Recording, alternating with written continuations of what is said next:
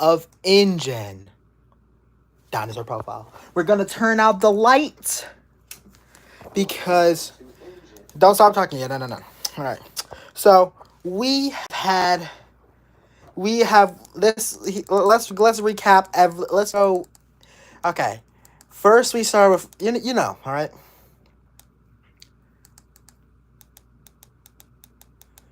This is the final episode.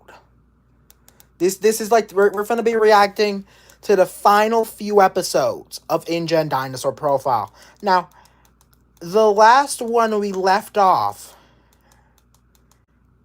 I'm not gonna lie to you. I can't remember. I think the last one was Velociraptor, and now we got Proceratomimus. After this, okay, I need to turn on the fan. It's getting a bit hot. I wanted to turn all the fans off because it was a bit hot in here, but I wanted it to be silent as well, so y'all can hear both him and me only, and the occasional splashing from Mr. Tubbs.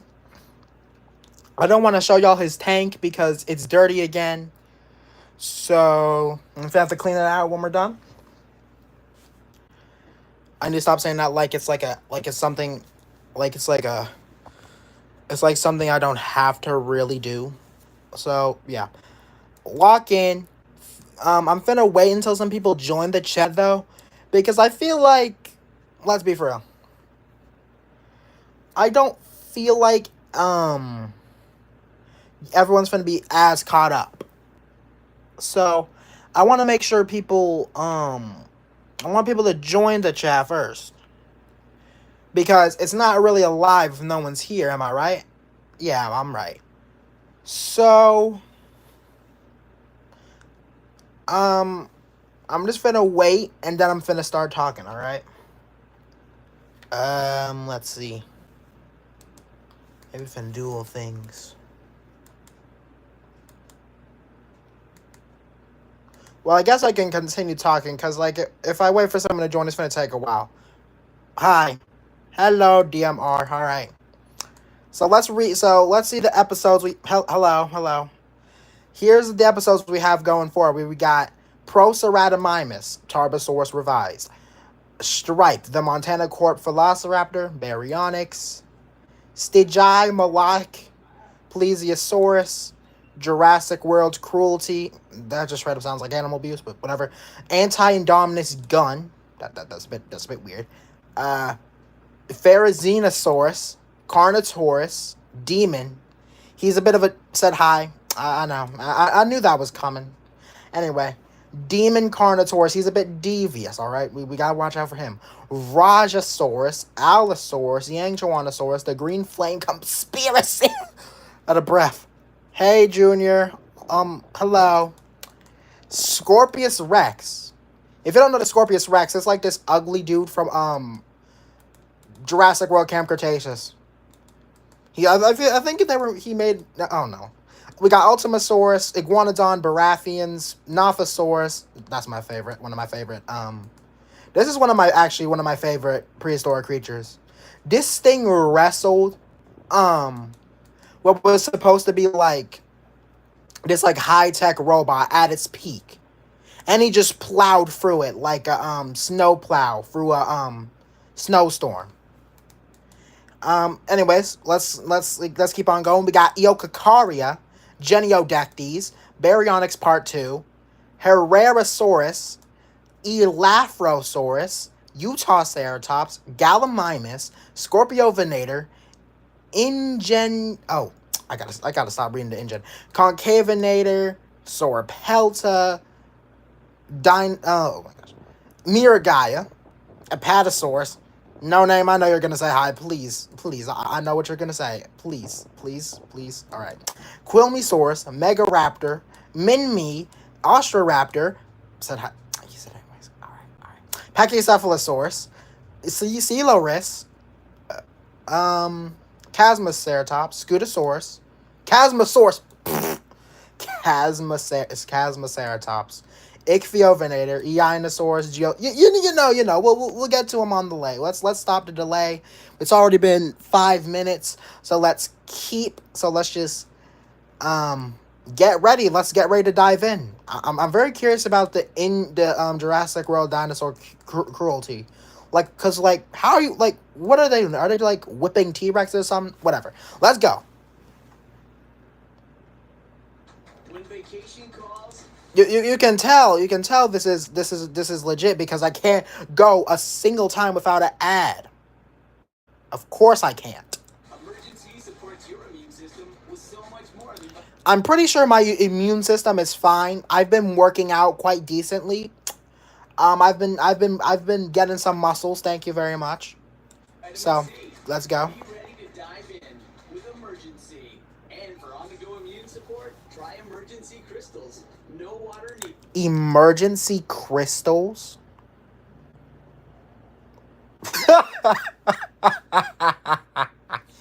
That's a bit funny. Yeah. The following video contains. Wait, what? The following video is not canon to the Jurassic franchise, but it also contains some sick rock music.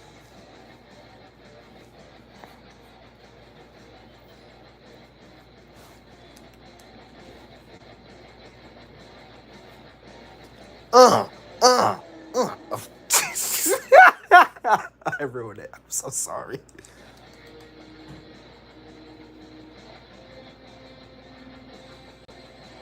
A, A, A, A.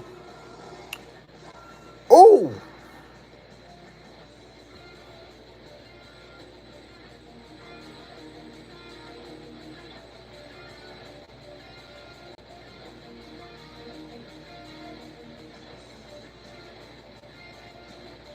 DNA, DNA, DNA, DNA, DNA. I gotta stop. I gotta stop. Okay, I gotta stop. Focus.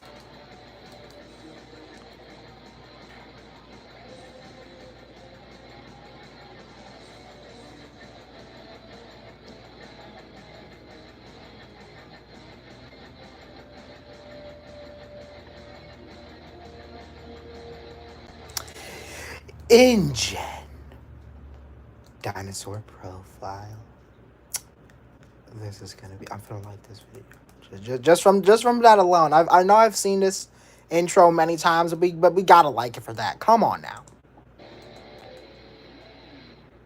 This will be the final hybrid that we talk about for a while. Brother, what is that? What's on its back? That looks like a I'm sorry. I'm sorry.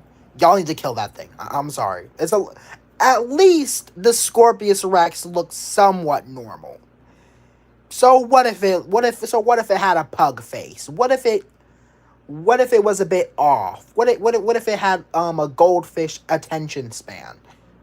What if it had, I don't know, venomous quills due to stone? Okay, at least it was somewhat normal. This thing, I don't think I could see this thing in real life. I'm sorry.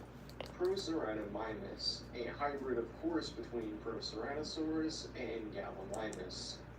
Why though?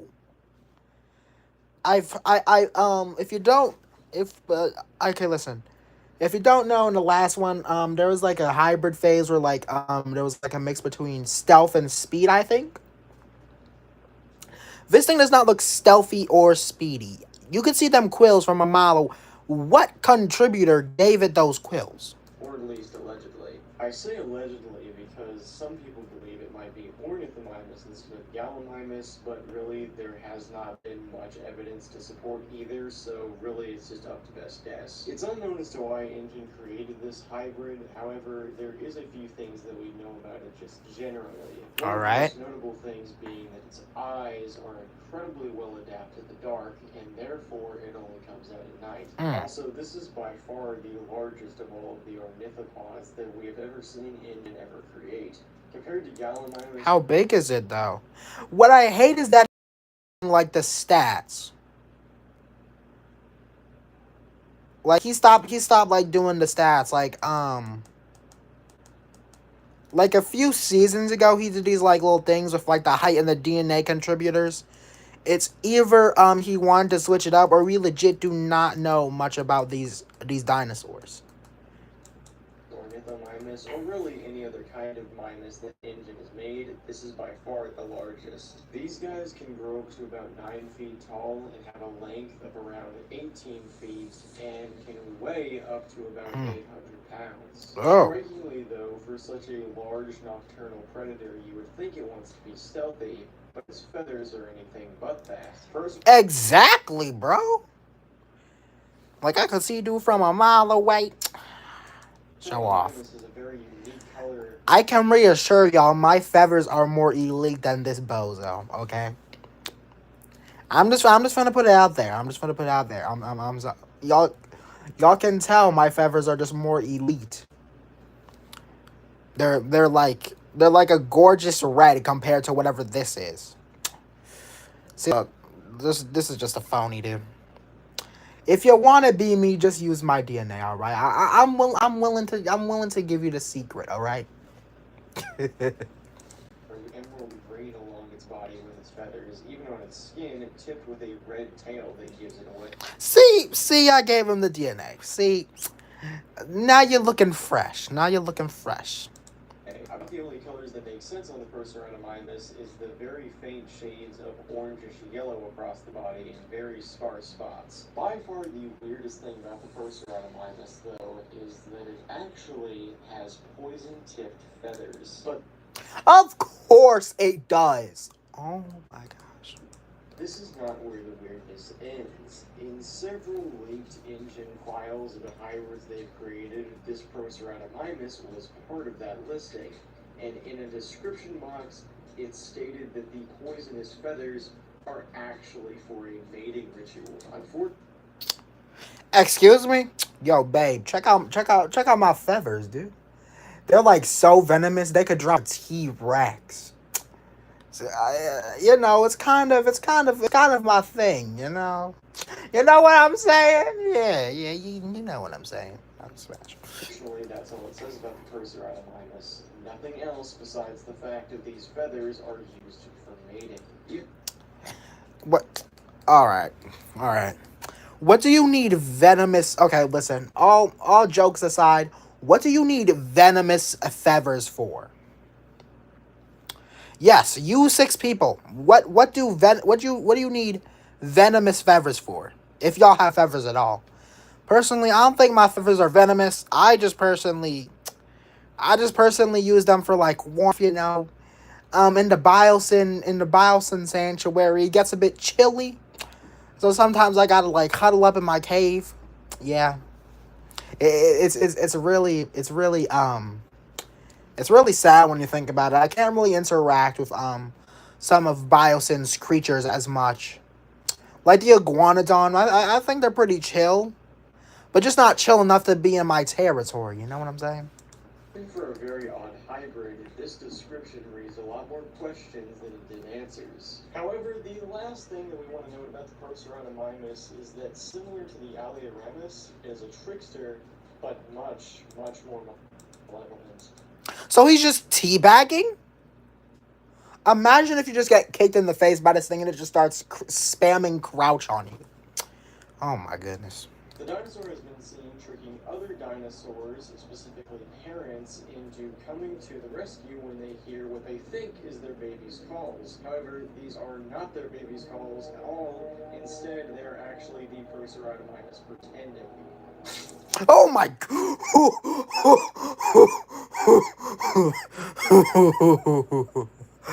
Okay. Alright. That got me, dude. Okay. However, these are not their baby's calls at all. Instead, they're actually the Proceratomimus pretending. Bro got that Among Us style kill.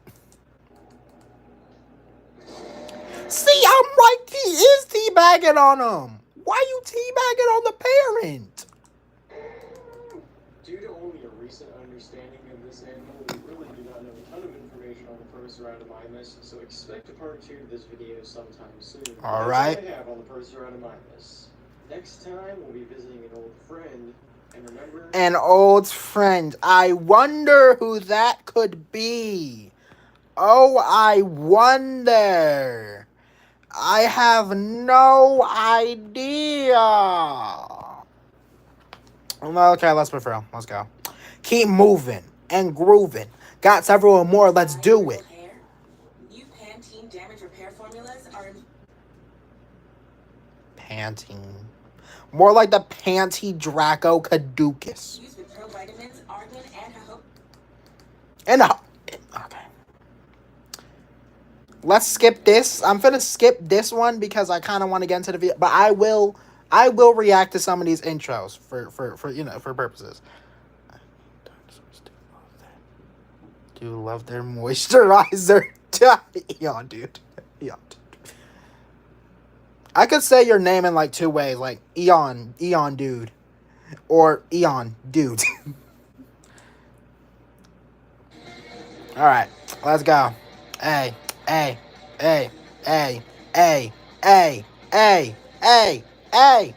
stop. Hey.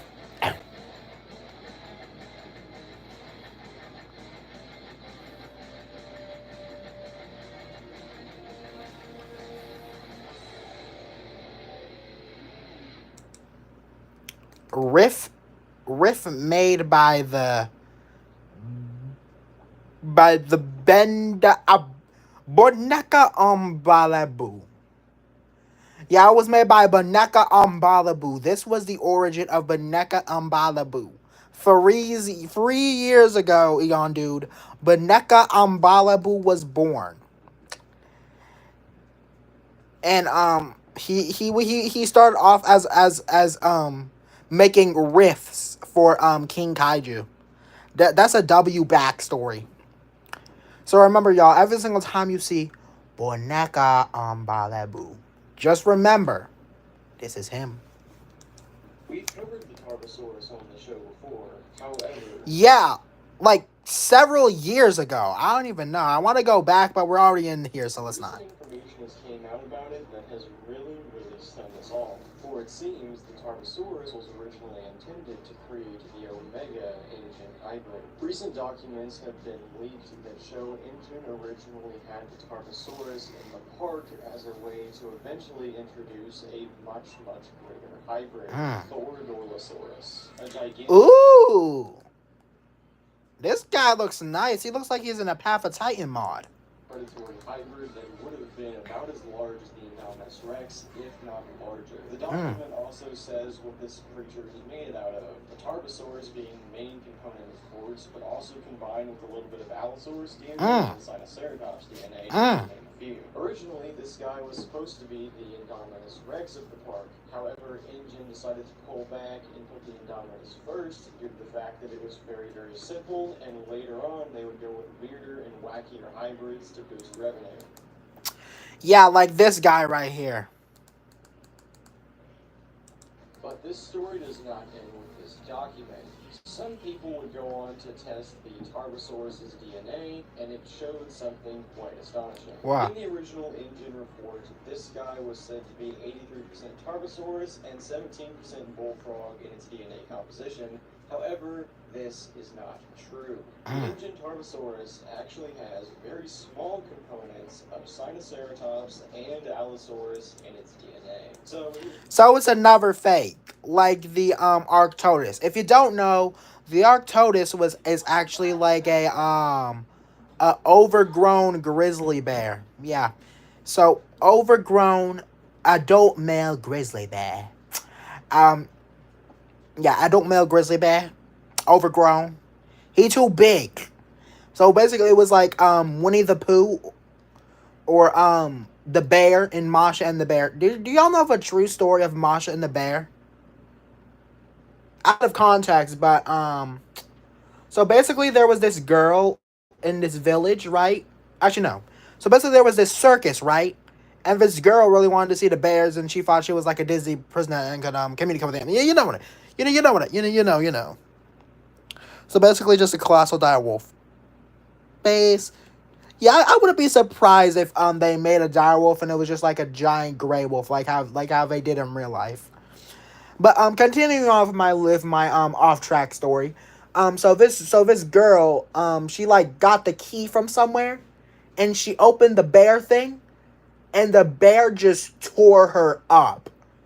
And the scream, and there was like a show going on, and the screams alerted them, and they like tried to stop the bear, but it was GG's.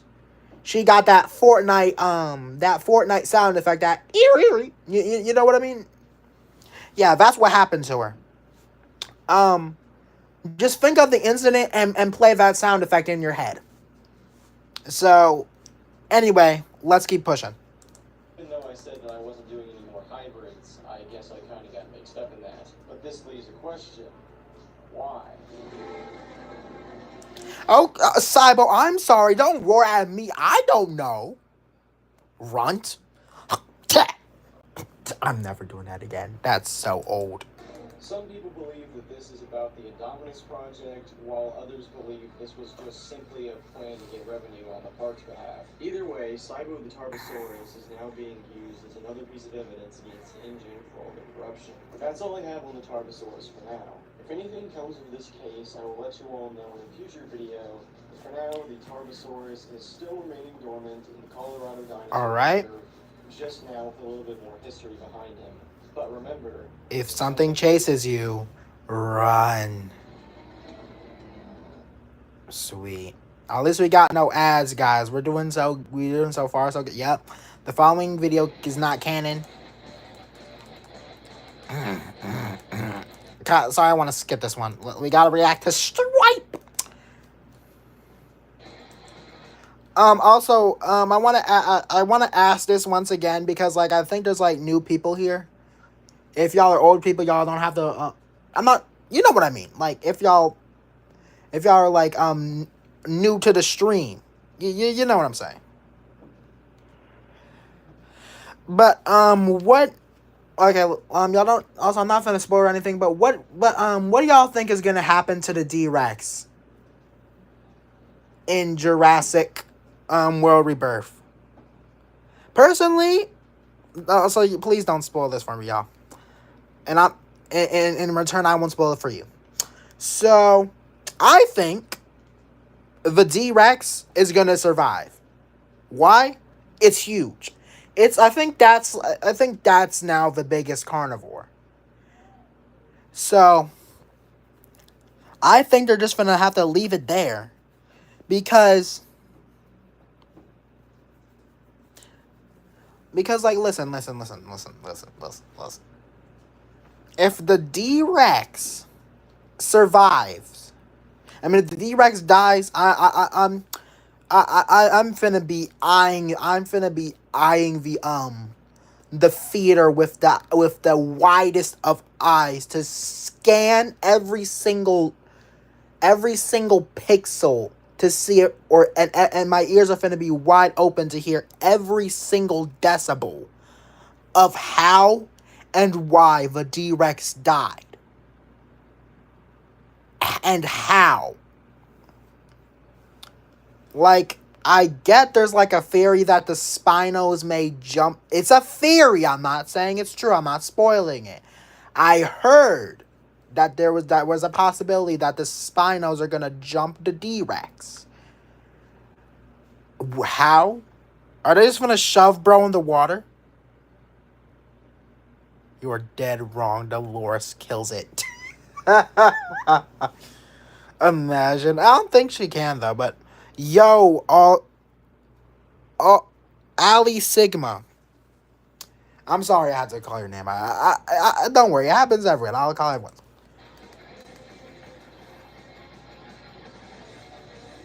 Oh yeah, we got the emo croc.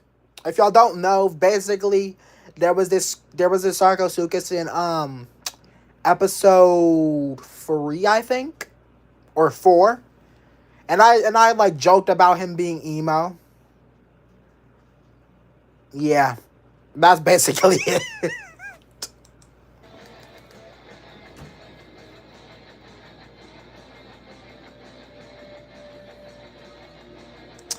Also, another random thing I want to throw out there. I suck at drawing Tyrannosaur skulls. I suck at it. Like, that's why I don't think my Atrocosaurus is that good. Because, like, he doesn't have the skull of a Rex. But that's, like, most of his DNA. It's the base. How can I not know how to draw the T-Rex's head, but I make the T-Rex the base of my hybrid? That's like, owning a farm, but you don't know how to milk a cow.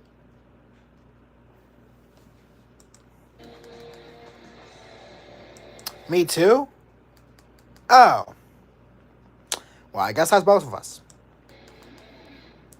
Today's episode is a break from the expose and instead focuses on a pretty wholesome tale about... Why are you looking at me like that?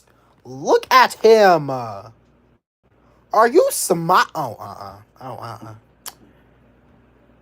I remember, there was like this smash or pass video, like dinosaur edition video. And this guy was like seeing what was in the dinosaurs he would smash. And I came up, and guess what he said? Smash. That. And I felt that. Now I go to bed with my cheeks clenched every single day. It's a struggle for me. So, yeah. Two velociraptors, but we're going to be focusing on one of them today, a velociraptor by the name of Stripe. Before we get into anything else, I need to explain a company by the name of Manticore. These guys are the Yeah, that's basically the one. So like, if y'all are wondering why they put our boy Asset 87 in the desert, that's because of him. That's because of Manticorp.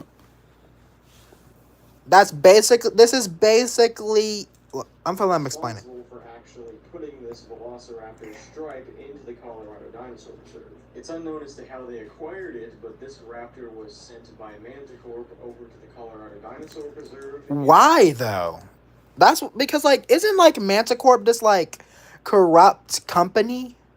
Like it's like I think it's like mostly like mind controlling dinosaurs and stuff. If I remember Camp Cretaceous right. If y'all want me to binge watch Camp Cretaceous as well, let me know. Because I will do it because I do want to catch up for Chaos Theory season 4, I think, or season 2, I don't know, but yeah. In hopes that the raptor could actually reproduce with Velociraptor Blue, the last surviving velociraptor that Ingen ever created. So there's just these 2 velociraptors in the world.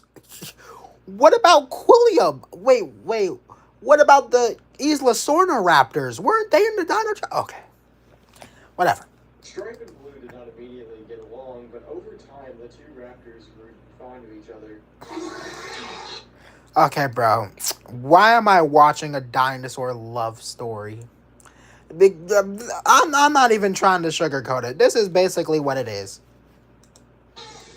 The two raptors did a lot together, but probably the most notable thing is that the two coordinated hunts together. Stripe and Blue, on very regular occasions, would go out trying to find small prey for both of them to eat. And this was the first spark that would lead to Stripe and Blue having a relationship later in the future. But this was not just a reproductive relationship, but instead a relationship where the two dinosaurs would form bonds together and eventually have a child. That's basically the same thing. Am I wrong? Isn't that basically just the same thing? The child was very creatively nicknamed Blue Stripe. As nice... Blue Stripe. Are you kidding me? Hey, at least my name is Pyroraptor. Because no one knows my name. What did people okay, listen, did y'all ever nickname me? Did y'all ever nickname the Pyroraptor in Dominion and Chaos Theory, aka me? Like what nicknames do y'all have? Like Do y'all just call him like what's the name of like a fire god or somebody? That would be a sick name. I'm finna unplug my phone because I don't want the charger to rip out or mess up anything. As All right. always, there is sadly an ending to it which is not as nice whatsoever. Back So you're basically just spawn killing this character. This dude may have shorter screen time than Pianosaurus. He just may have fewer screen time than Pianosaurus. I'm just saying. Back in early December of 2021, Stripe the Velociraptor somehow escaped from the collar on a dinosaur Oh, he just escaped. My bad. reserve and has not been seen since. I wish I could tell you more about Stripe or where he might be, but really, we have absolutely no idea. While some might see more velociraptors as a bad thing, Stripe was specifically made to where he could continue on population. His purpose was nothing but pure. But I do have one final thing that I want to talk about when it comes to Stripe the Velociraptor. For it seems that we really do not know much about his origin. Now, of course, we do not know every single origin story for a velociraptor. However, this one is supposedly a manticore variety. Actually, that's what I find interesting. I think one of the most interesting dinosaurs, like one of like the most like dinosaurs that are like used in like a lot of stories and stuff, are Velociraptor, because like they're like small and like an agile enough to stay out of the way of bigger theropods. But with their like speculative like pack behavior, they have like a lot more. Like they can like focus on like a lot more clan wars and stuff like that.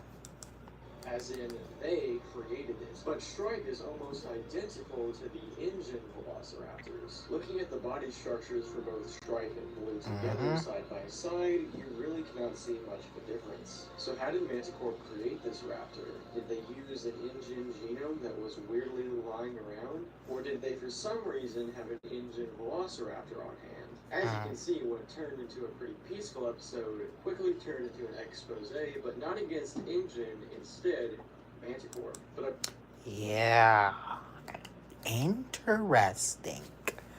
We gotta keep this lore in our head, guys. I don't know how long it's gonna stay in there. But, yeah. Alright. Okay, I need to stop. It's cringe. I believe that's where we're going to end this episode.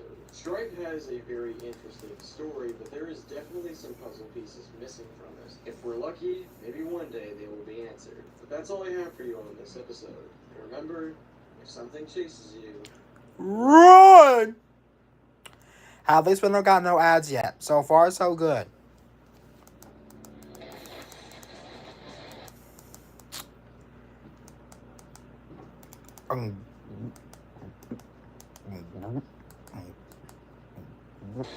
Baryonyx! Let's go! today's episode is about the silver-headed Baryonyx. For Jurassic World, Silver-headed Baryonyx has multiple species? this guy was the first ever Spinosaurid ever put into the park. Meaning Interesting. whenever a person thinks of a crocodilian dinosaur, people usually think of Baryonyx. But for such an iconic dinosaur, there is definitely more that meets the eye when it comes to it. You see, Baryonyx is actually an incredibly sociable animal, Sweet. But despite what you would find on the internet, there is really not a ton that talks about this. But I want to get a Hammond Collection Baryonyx so bad. I want to see how big it is compared to Irritator. Also because I don't have that many medium-sized theropods in my collection.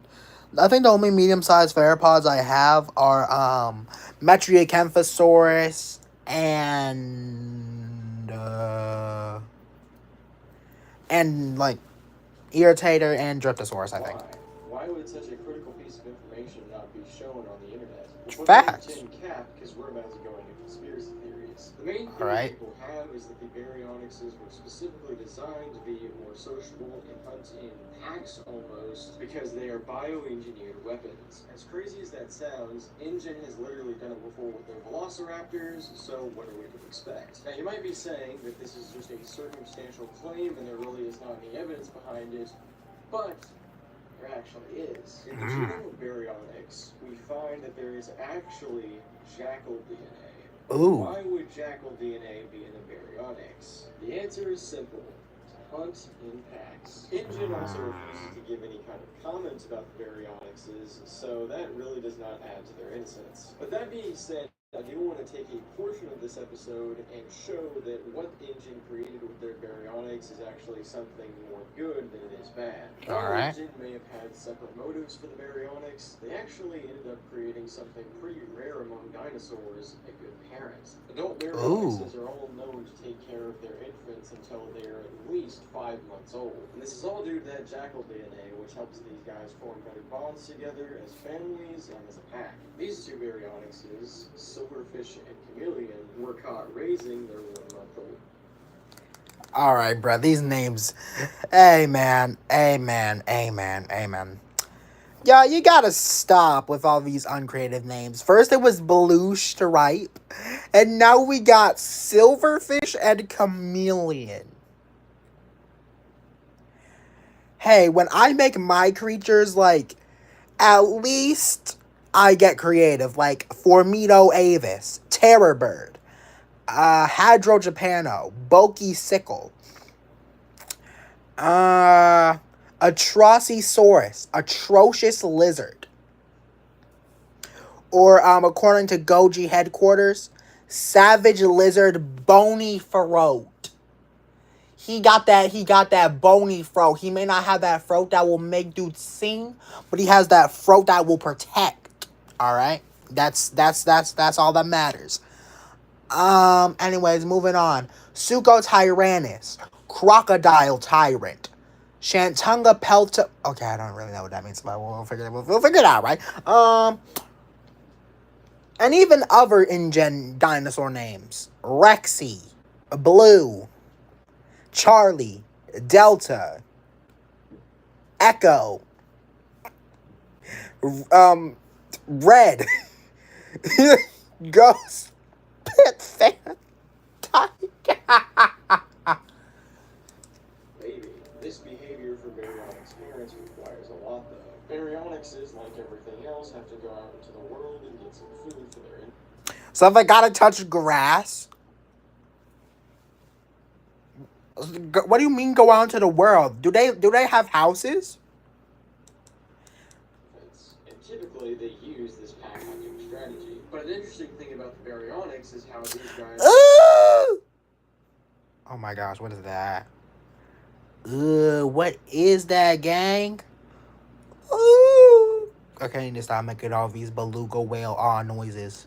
Not just pack hunters, but they can also be scavengers. And people think this is because of the fact that it has jackal DNA in it. So even though InGen intended, probably, to make this into a pack hunting killing machine used for some sort of other tests, they actually ended up creating a very unique carnivore. With that said, I think that's all we have to say about the baryonyx here. I hope you guys enjoyed this episode on the very infamous crocodile dinosaur, and remember... When he chases you, run. Hey, what was that? Hey, at least we ain't got no ads yet, so... The devil is a liar. Yeah. Victory is mine. Yeah.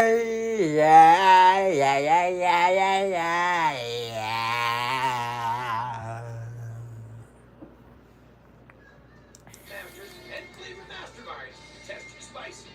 All.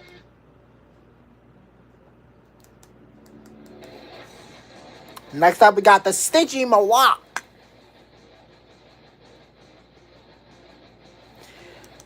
I got 0 followers. I got 0 views. People watching this. Where did y'all go? Am I that bad? Oh my goodness. I mean, I literally just sang part of "The Devil Is a Liar" at the top of my lungs. If that's not a good reason for someone to leave, I don't know what is. So I'm gonna wait until people until people arrive. We gotta wait. So I'm gonna talk about a little something, and I'm gonna wait. Maybe people are doing something. All right. So, I wanted to I'm gonna go talk about basically what is going on in my life. Actually, no, because y'all know what's going on in my life. I'm a raptor. I hunt in packs. I hang out with the homies. I beat my lizard every single day.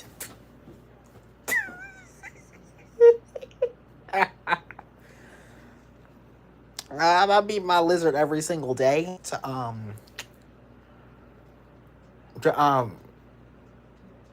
I beat my lizard every single day to funk.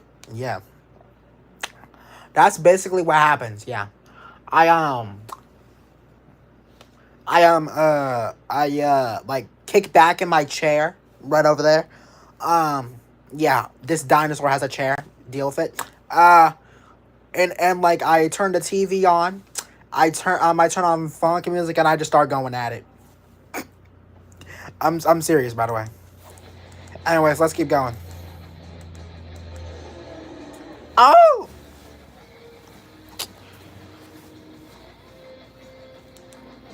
Also, another little thing, around another irrelevant thing. While there's no people here. What did I think of um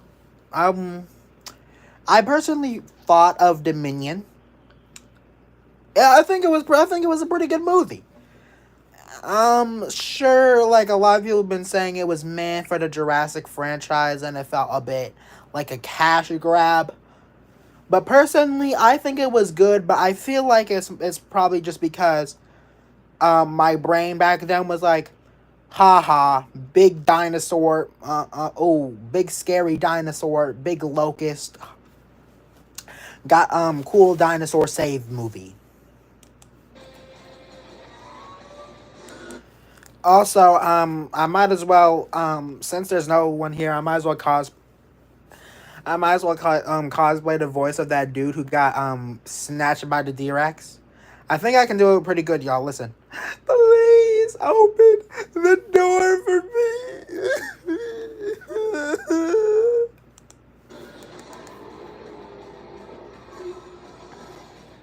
Alright. I think the reason why people keep leaving is because of these intros. So I'm finna skip it, alright? Trust. Alright. Bunaka Ambala, boo. It can levitate too. Bro got filter my DNA. Good news, Mark. We can finally be bees. If y'all don't know where that comes from, go to Instagram. I think I hope y'all will scroll upon it. That's where I found it. Guys, there's cars in the background. That means that this is actually real.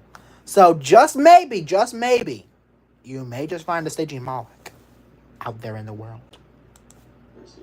River Styx demon is mainly known for the fact that it is considered sometimes synonymous with Pachycephalosaurus. And as it would turn out, that is actually correct. Yep. Because Sticky Moloch is synonymous with Pachycephalosaurus. But Ingen would have you think otherwise, as they classified this dinosaur as its own genus, even giving it the new name Sticky Moloch, even though that they know it is synonymous. And that is what about Dracorex? It's synonymous with Pachycephalosaurus, but you didn't want them to think that either in the second episode. Because the Ingen Sticky Moloch The third one. is actually just a genetically modified Pachycephalosaurus. Yes, similar to the Arctodus, the Sticky Moloch is just another animal that has been genetically modified. Yeah, and probably since it's like how the Arctodus was like, yeah, this is what I was talking about earlier in the video. I mean in the stream. So basically what they did was they weren't able to get Arctodus DNA for whatever reason. And they basically just had to oversize. They basically probably gave this poor grizzly bear growth hormones or whatever. And basically that's your Arctodus. So if you see an oversized grizzly bear, just know, and it starts chasing you and mauls you and rips you to shreds, I hope you managed to utter thank you, Ingen, sarcastically before it rips out your throat. And then put out into the park as something. Rodman. Why would they make a sticky moloch when it doesn't even exist? Well, we really True. don't have a concrete answer for that one, but most of us believe that it is because of the sticky moloch attacking Spinosaurus debate. Many people believe that Ingen created the sticky moloch to spark this debate back up and get more people into their park. Out of context, I kind of do want to watch Invincible, not gonna lie. I think it's like I've seen like some shorts and clips of it. I think it would be a very good watch. I don't know where I'm gonna watch it, but I may watch it. Heck, I may even inspire some of the creatures I make off of Invincible. Yeah. We're almost done with this. Actually, I think I'm finna see how many episodes we got. Let's see. 1, 2, 3, 4, 5, 6, 7, 8, 9, 10, 11, 12, 13, 14, 15, 16, 17, 18, 19, 20, 21, 22, 23, 24, 25, 26, 27, 28, 29, 30, 31, 32, 33, 34, 35, 36, 37, 38, 39, 40, 41, 42, 43, 44, 45, 46, 47, 48, 49. I'm going to take a big deep breath. 50, 60, 70, 80, 19, 20, 21, 22, 23, 24, 25, 26, 27, 28. We got 28 more, and we will be done, and I can release. Yes, indeed. Clap it up for my singing. Clap it up for my singing. Thank you. I greatly appreciate it.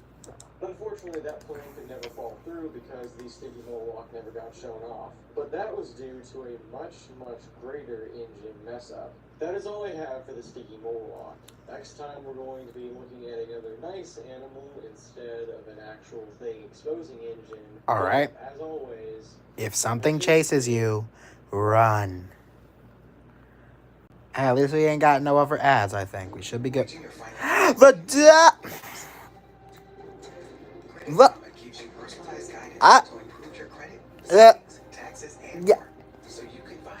Victor.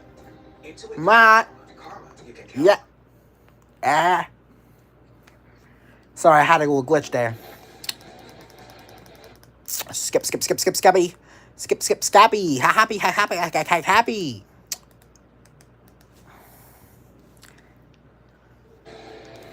You see, this is how much of these intros take up the video. That's crazy. So yeah, I'm gonna be skipping them a lot more. Next up we got the interesting one, Jurassic World dinosaur cruelty. I'm so curious of what they're gonna do in this one. Cause like, how do you be cruel to a dinosaur? That's crazy.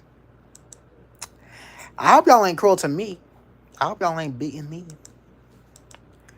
Whips. Plesiosaurus is a prehistoric marine reptile that Ingen created not too long ago, but not for Jurassic World, instead Jurassic Park. Plesiosaurus was one of a few marine reptiles that Ingen wanted to put in Jurassic Park as a little bit of variety of attractions beside from dinosaurs. And somehow it made its way out to the rivers of Florida, where it is right now. But the Plesiosaurus has really not been a nuisance whatsoever. In fact, several people think of it as a kind of helper to the environment, as it has been seen eating several invasive species. Also, just to add on to a little cool factor, we got this one clip of it trying to dive into the water by going upside down.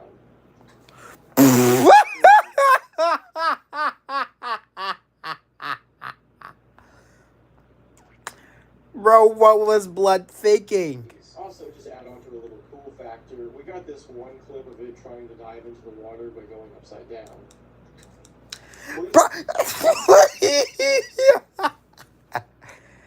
Oh, this is the comedy gold right here. This is the comedy gold. Plesiosaurs are specifically known to act much like dolphins, most likely because they're a big part of its DNA, making up a whole 40% of it. Plesiosaurs have also been known to communicate like dolphins, using a variety of clicks and screeches to communicate what they're saying. Sadly, this plesiosaurus that's been nicknamed Reggie is the last one that we know of That's my godfather. that exists. But with that said, Reggie is still a pretty young plesiosaurus, so he won't be around for a lot longer. But that's all we have to say. Wait, what? He is the last one that we know of that exists. But with that said, Reggie is still a pretty young plesiosaurus, so he won't be around for a lot longer. But that's all. Are you telling me these guys die young? That's so sad.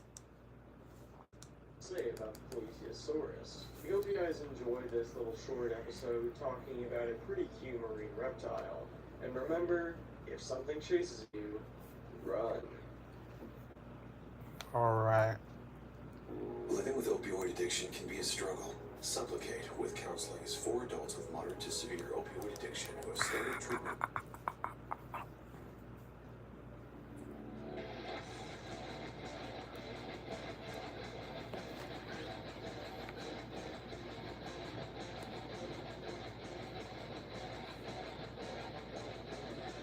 Oh, forgot. Skip it.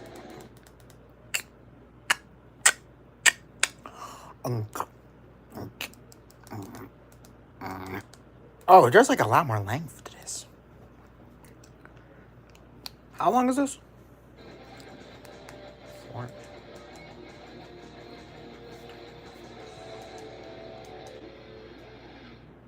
Today's episode covers a topic that we have not talked about in the expose yet, but is very prominent within Ingen, their cruelty towards their dinosaurs. Alright. This particular clip was released a couple years ago, and it shows a stegosaurus locked up in a mechanism that prevents it from using its tail.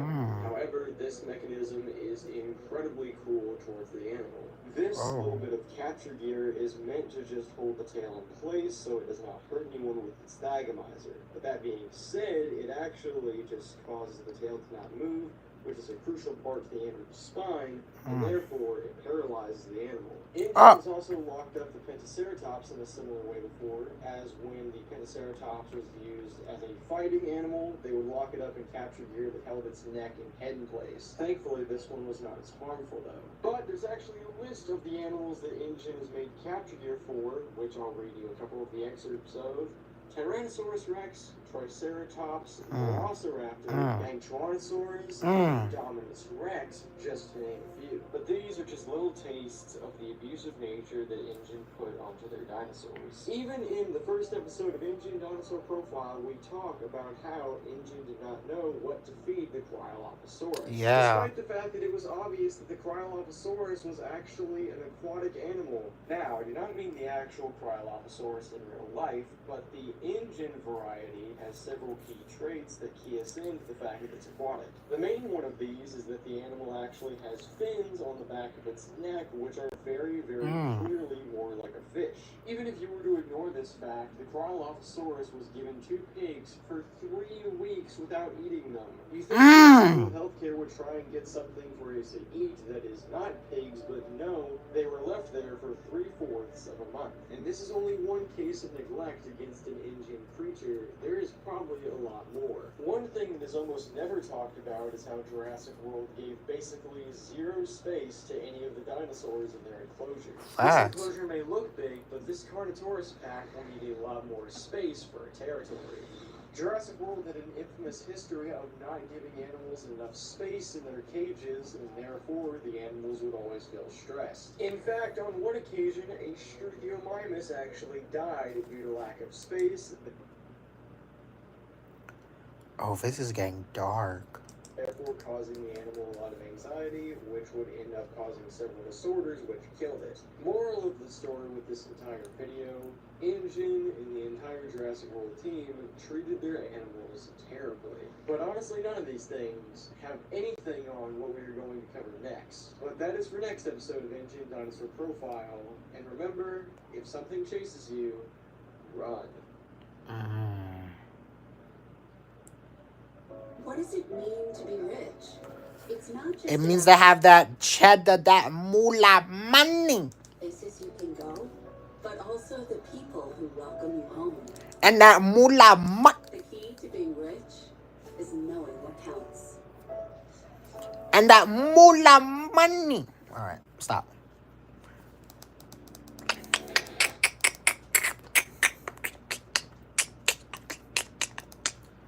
See, look, this is half of the video. That's crazy. Alright, let's go.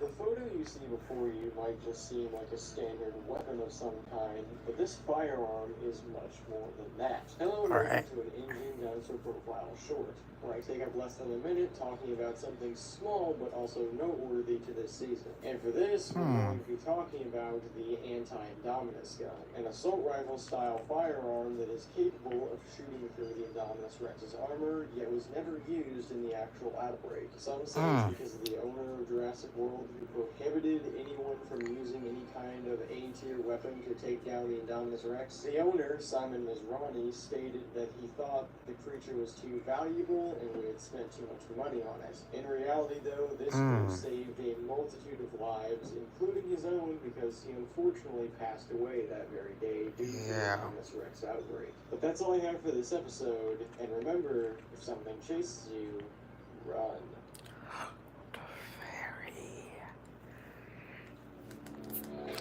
Alright. About there. Sweet. One of the most famous dinosaurs that has been spotted in the recent years of the Fallen Kingdom incident is the ingen Therizinosaurus. This animal was never shown in Jurassic World, yet despite that, on the mainland, the Therizinosaurus is somewhat of a local legend. But unfortunately, it's not famous for any good reasons. And this is because the Therizinosaurus is actually responsible for a few human casualties. While herbivorous, the ingen Therizinosaurus is still known to be very aggressive sometimes. Also, similar to the Cosmoceratops, the ingen Therizinosaurus is also an omnivore, meaning that it occasionally eats meat. This disturbing creature was found out when a Therizinosaurus attacked and killed a couple of bystanders near the Colorado Dinosaur Reserve. And after further inspection, the Therizinosaurus actually has teeth that are very, very well set to do such a thing. The teeth on the Therizinosaurus are very similar to animals such as Velociraptor. We'll talk a little bit more about this later, though. So this male Therizinosaurus is pretty striking, but something that you probably noticed about him right from the get-go is his claws. Theries have a set of 5 feet long claws on each hand. While most people 5 feet. think that these are for fighting, the Therizinosaurus actually uses them a lot for trying to grab things and bring them down to ground level. But this does not mean Therizinosaurus don't use them for defense. Kark. Kark.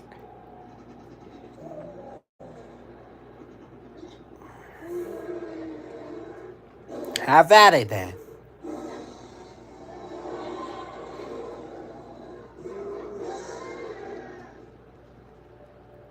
Oh! You finna. The claws of a Therizinosaurus. It just one shot a Karka. Oh my gosh. Cuddy, it's dead. Dinosaurs are strong enough to overpower even the largest apex predators in the Colorado Dinosaur Reserve. Along with Carcharodontosaurus, other apex predators such as Tarbosaurus and Metriacanthosaurus have also caught in the claws to the face before. These claws have led to the Therizinosaurus getting the nickname of Kruger. This guy has also named himself another nickname, Virilidominus. Similar to the Tarbosaurus, the Therizinosaurus seems to have had a project going on with it, which would have led to it being a hybrid. This is the ugliest thing I've ever seen in my life. I've said that many times before, but this just made me. What the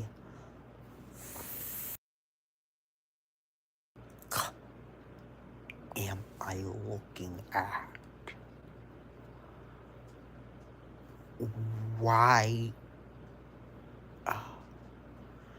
Look at the quills on its back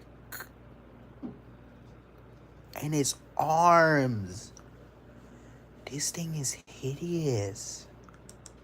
This hybrid would have been between Therizinosaurus, of course, as well as Velociraptor and a few other carnivorous dinosaurs. No. The Earl part of its name comes from how this dinosaur was originally going to be fused not with Therizinosaurus, but another ingen species of long-clawed dinosaur, the Erlikosaurus. While the Erlodominus was never made, the Therizinosaurus has traits in it that indicate that it most likely has some Velociraptor DNA in it. The teeth, like I mentioned earlier, the eyes being very, very similar, and as well as that, it also has a very, very distinct intelligence that sets it apart from other dinosaurs. With all of this said, the Therizinosaurus is debatably one of the most interesting animals that we've ever covered in the show. But that's really all I have to say about the Therizinosaurus. Like I said before, this feathery death chicken really has a very, very interesting history. Not only the fact that it has a really, really complicated set of features, but it also was part of an engine experiment that thankfully never came to be. But that's all for this episode of Engine Dinosaur Profile. And remember, if something chases you, Run.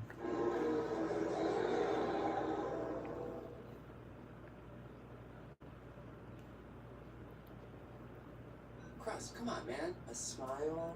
This is me smiling. Mm. Oh, boy. Like us, you might be suffering from moderate to severe obstructive sleep apnea, or OSA.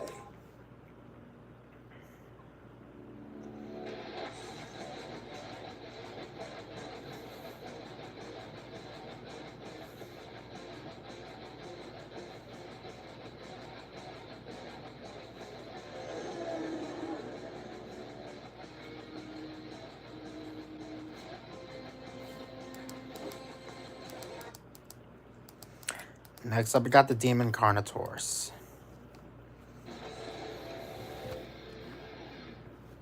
in the Colorado Dinosaur Preserve, survival is tough. Oh gosh. We've briefly shown the Carnotaurus before on this show, but never really have we talked about it too in depth. But I don't want to focus on Carnotaurus itself, rather I want to focus on a juvenile Carnotaurus in the Colorado Dinosaur Preserve that has been nicknamed Demon. Demon is pretty identical due to the horn on his head that is broken and due to his charcoalish colors. Demon has gained a fearsome reputation as a skilled hunter, almost bordering on over-hunting. Ingen even started a campaign to try and get Demon out of the preserve. However, this campaign lasted for 5 months. Demon, being a master of speed, avoided any kind of contact from Ingen through this time. Ingen did get close a few times, though. Ingen had cornered the Carnotaurus while it was eating an ornithomimid. However, instead of actually shooting Demon, they shot the meat from the ornithomimid that was hanging out of his mouth, which Idiot. of course led to him getting away. What's really weird about this, though, is how the Carnotaurus Demon has a coloration that really does not blend in well with the environment. You'd think people would see him easier, but no, that was not at all the case. What really made Idiots. Part 2. Carnotaurus so elusive was the fact that it's actually nocturnal. Carnotaurus is typically only hunted nights, but people still came up with the idea that Carnotaurus is not just any normal Carnotaurus. Instead, it can actually camouflage. But this idea is nothing more than a myth. Fortunately, Shut the f up. Shut up. I know you're not just call that. Okay. there have been actually no signs of the Carnotaurus being able to camouflage what's Okay. What about, oh, I don't know, the freaking novel? However, for some reason, Ingen just did a really poor job at trying to find it. Sadly, Demon was locked up in containment eventually and was shipped off to the Portuguese preserve. However, it has not been seen there in a little bit, so we really don't have any kind of update. But that has been the tale of Demon the Carnotaurus. There is a chance that an update will be made to this video, and maybe when it comes, an official Carnotaurus episode will be released. But since it's been over a year since anything has really been given out, we truly do not know. Well, that's all I have in this episode of Engine Dinosaur Profile. And remember, if something chases you, run.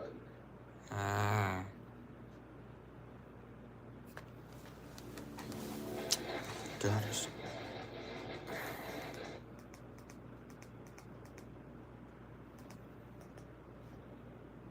Velosaurs in a row, and maybe more to come. Today's episode. What the fuck?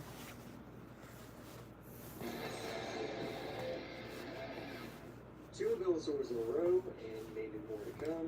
Today's episode is about the Rajasaurus. Alright. This slightly larger than average carnivore is a member of the Apelosaurid family, like I said, meaning that it is related to creatures like Bajungasaurus and Carnotaurus. What sets the Rajasaurus apart, though, is how this animal was used in the creation of Ingen's most famous hybrid. But let's explain a little bit.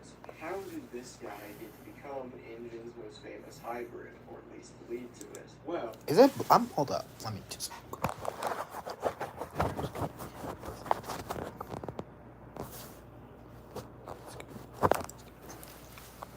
Nicely. well, let's take a closer look.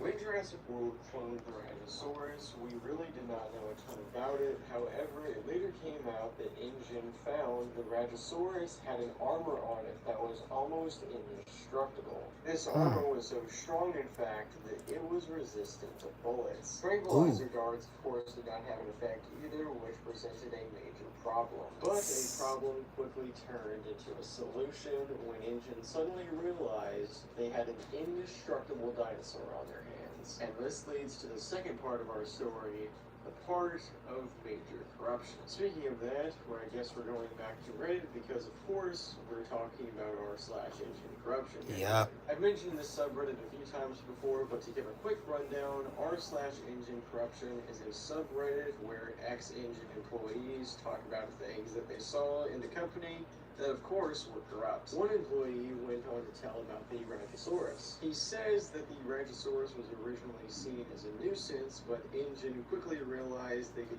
use it for a project they had secretly been working on for a little bit. This secret project would end up being the very, very famous Indominus Rex. The Rajasaurus' armor proved a very effective shield, and they planned on using this for the Indominus Rex so that its hide would be impenetrable. However, this would also lead to a few other things happening in the Indominus Rex, including quills along the back of its neck. Yes, the Rajasaurus is what's responsible for that, as well as the scutes that run along its body. But yes, the Rajasaurus caused all of this. And I wish I could tell you that this never went through and that the Indominus Rex never got Rajasaurus DNA in it, but sadly that is not the case. The Indominus Rex very much did get the Rajasaurus' influence. However, if it means anything to you all, the Rajasaurus is actually one of the calmer theropods Ingen created. Interesting. It's surprisingly tame to be around. People get surprisingly close to this animal, and while it never really shows any kind of threat, this does not mean that the animal is safe. The Rajasaurus can still very much be dangerous. But I think that's all That's still nice, though. Alright, next one we got Allosaurus. Okay, listen, I'm finna be real with you. Not a lot of people are on this stream. So I'm finna see if we can get to me, and then I'm finna quit the stream, because let's be for real. I don't want to do this alone. Actually, we're finna stop it here. So I know this was said to be the finale, so I'm finna change it to the finale, part 1. This is gonna be part 1. All right, part 1.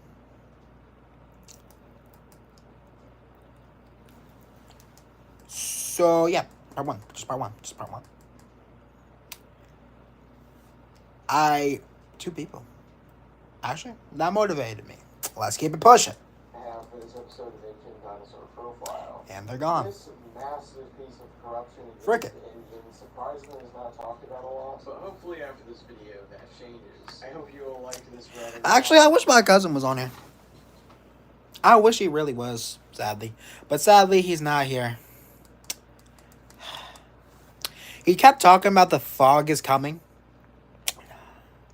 Such a dude. Play the video! An interesting episode of Ingen Dinosaur Profile. And remember, If something chases you, run. I love jinxing this dude. Help keep your smile healthy between dental visits. I'll have you know my smile is just fine, so don't make me try and buy your toothpaste.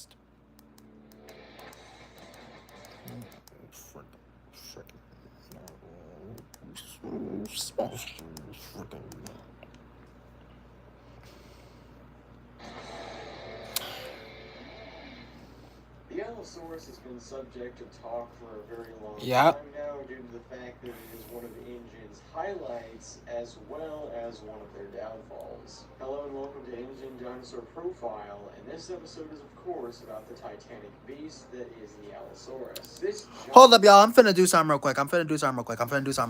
Trust. Alright. It's alright.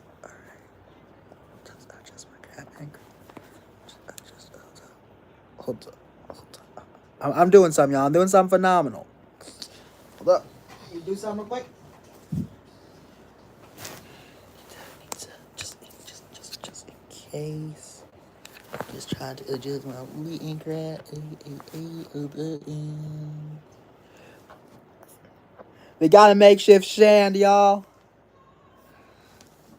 It's something. It's a little something, right? Which I gotta do.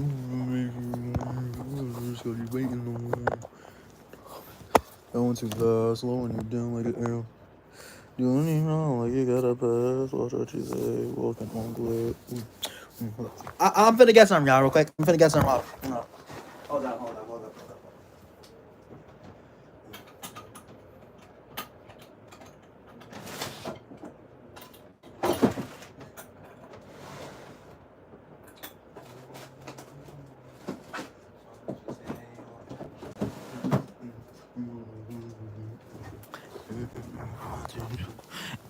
All right. I think this will work. All right. If this doesn't work, I got a backup. All right. So hopefully this won't cause it to fall. I really hope it doesn't fall because essentially I don't want to keep holding it up. Is that gonna do good? I'm gonna have to adjust it from time to time, but I think we're good.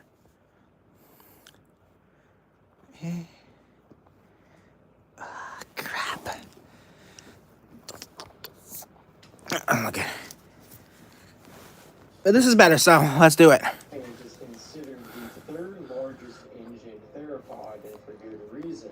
This guy is massive. Growing up to 38 feet long and being about 15 feet tall, it is a titan to behold. Oh For a my long gosh. time, it was actually really hard for us to get footage of this guy because adults are incredibly rare to spot. Only about 2 of them have ever been seen out in the wild, this one being the one responsible for the infamous Battle at Big Rock.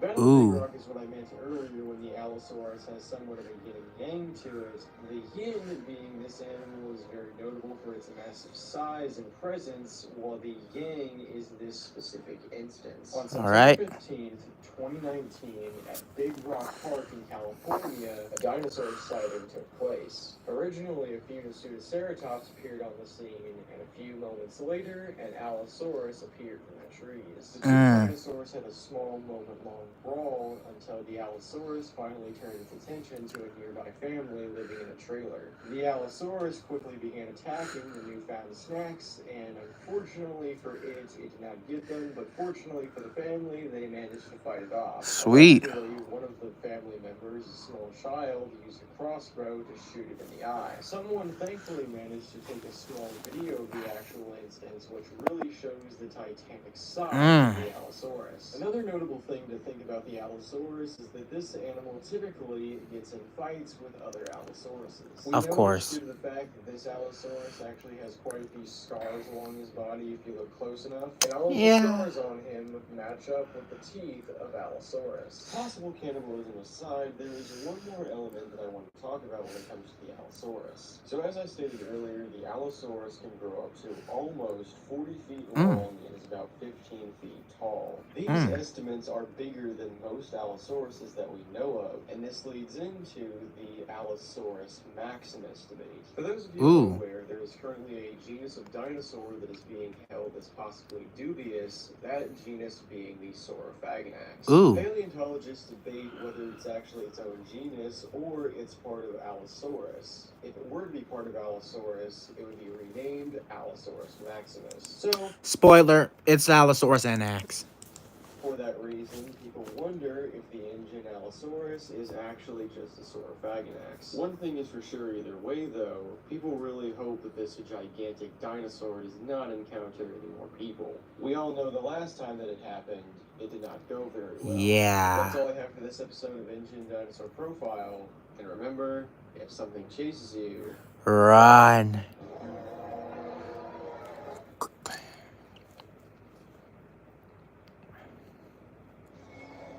Spooky.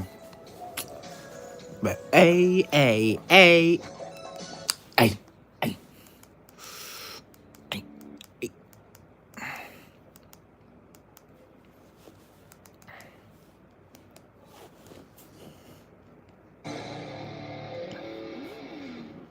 hello and welcome to another episode of Ingen Dinosaur Profile, and we're going to be doing 2 break episodes in a row because I really want to talk about this type of dinosaur, the Yangchuanosaurus. This large predator is a dinosaur that's related to things like the Allosaurus and Cryolophosaurus that have been covered on the channel before. And similar to the Cryolophosaurus, the Yangchuanosaurus has a lot of basilisk DNA in it. But unlike its Antarctic cousin, this guy does not feed on fish. It is exclusively a meat eater. A meat eater which fed on livestock when it was in Jurassic World. But the most notable feature of the Yangchuanosaurus are the 2 large crests on its head. We really don't know the purpose of these crests, but we think they are probably for some sort of display. Some other ingen dinosaurs, like the ingen Tarbosaurus, have bright colors that are used for a very similar purpose. However, when not displaying towards mates, the Yangchuanosaurus can also use these crests as a warning to other dinosaurs. Ooh. The stripes along its body serve a similar purpose to tell other dinosaurs that the Yangchuanosaurus is not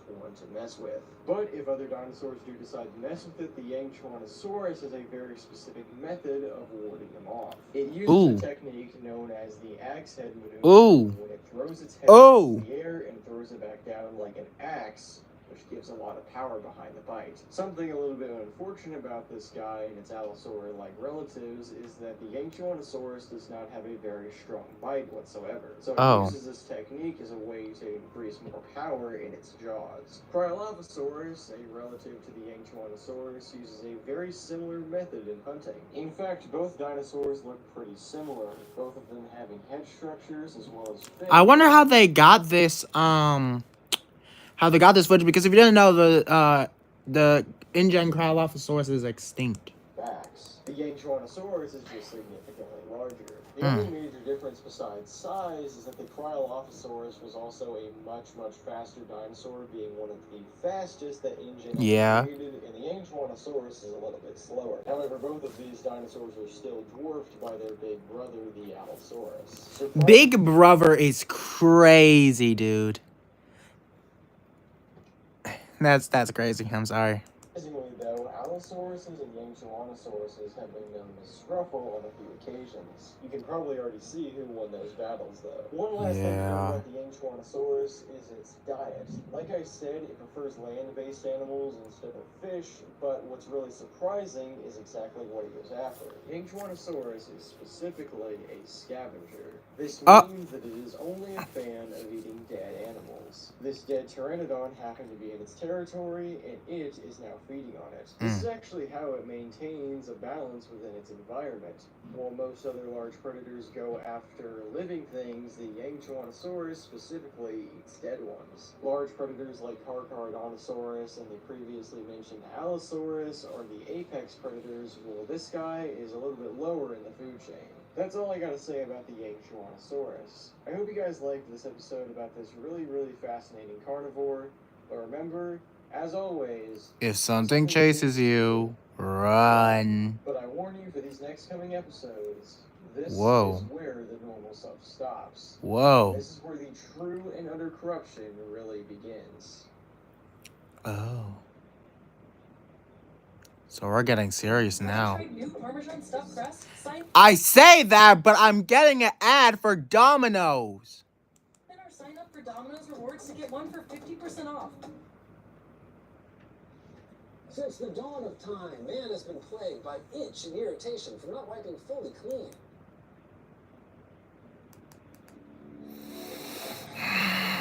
All right. The green flame conspiracy.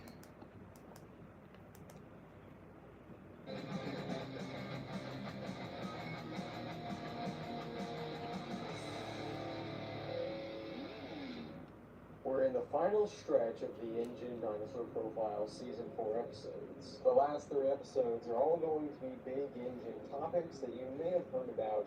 However, for a good few of you, I know this is going to be the first time. With that being said, let us start with one that has been covered a little bit before, but you probably have not heard of, the Green Flame. To start off our tale, we're talking about a man named Abraham Gerson. Abraham was an Ingen scientist who reported on the Green Flame originally, although he really did not know what it was. Abraham did note, though, that there was a company named Biosyn, talked about a little bit before on this channel, and No, you really haven't. a new blog trying to find this Green Flame. But according to Abraham, Biosyn was so desperate to find this Green Flame that they dressed up as U.S. soldiers and even threatened to kill anybody on the premises. And that's where Abraham's story ends.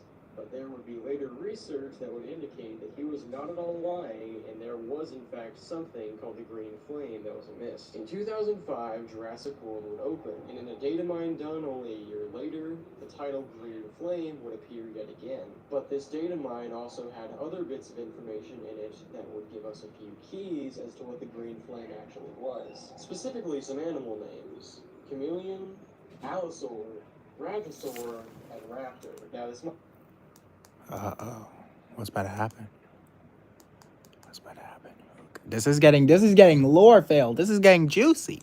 might seem like gibberish to some, however, there is probably quite a lot of you who have put together at this point, these are some of the key ingredients in the Ingen hybrid. The Indominus So Rex. we can gather that the Green Flame and the Indominus Rex have something in common, but what really is it? Well, in 2010, a list of dinosaur names would come out titled the Alive List, which we'll get into in a second, that would feature the Green Flame as one of these quote-unquote dinosaurs. I say quote-unquote... Hold up, y'all. I need to do something real quick. I need to do something real quick.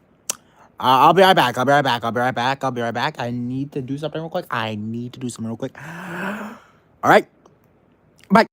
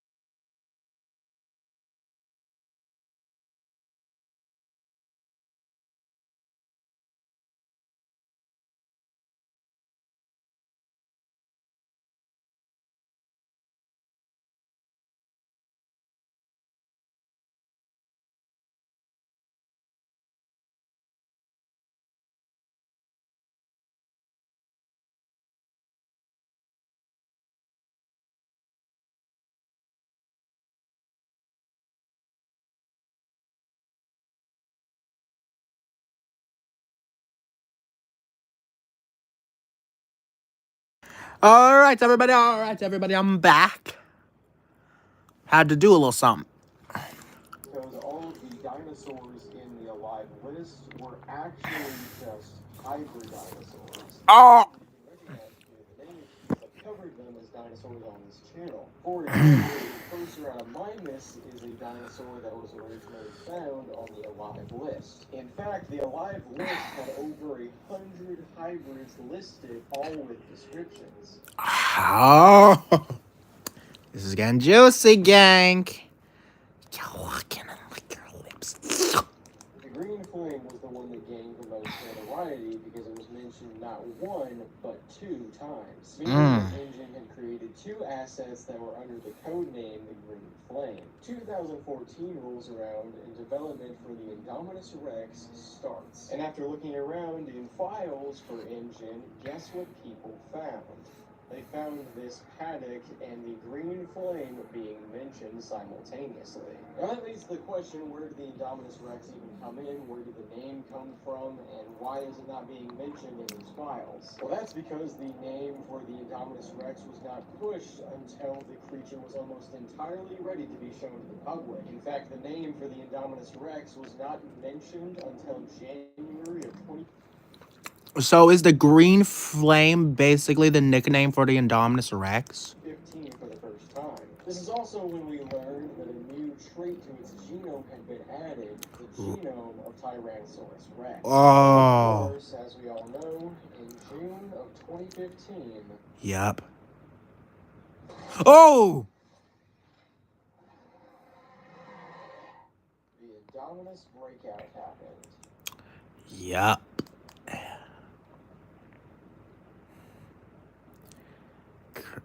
See, this one popped off. This one got 7.3K views. That's crazy.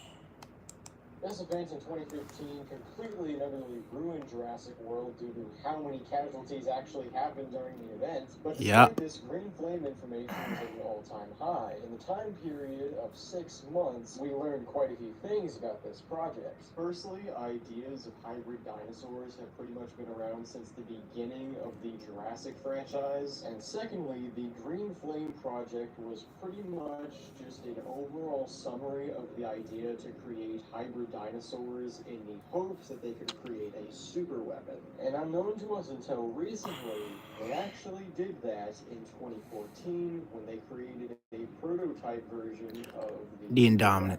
As you can see, these look pretty familiar as they all look a lot like the Indominus Rex. Yeah. Specifically, in 2015, we believe they got the final version of it done, or at least the final prototype done, which we only have 2 actual images of because it's of its dead body. This was done in the Lockwood Manor in 2018 after it caused a lot of havoc in there due to some illegal dino breeding. This image was specifically taken off of a security cam footage, and it shows Blue the Velociraptor majestically standing over its dead body. But we know... Okay, that was funny. They saw it majestically standing over Blue's over the Indoraptor's dead body. Dang. So in this universe, we basically saw the Indoraptor's death in 4K. We have live footage of the Indoraptor getting impaled. That before this incident in California, Sucks to suck. the Indoraptor was actually used in quite a few tests in 2015, only a couple weeks after the Indominus incident. Here's like a little question I want to throw out there. I know I can't really throw any questions because I do not have any people in the stream currently. But if the Indoraptor was the actual dinosaur, what do y'all think it would be made of? I may do a poll on it on my YouTube channel, but I'm just curious. Like, would it be like a Megaraptor, a Dromaeosaurid, or heck, I may even make it Indoraptor 2.0. Because I have seen that there are currently only just really 2 Indoraptor 2.0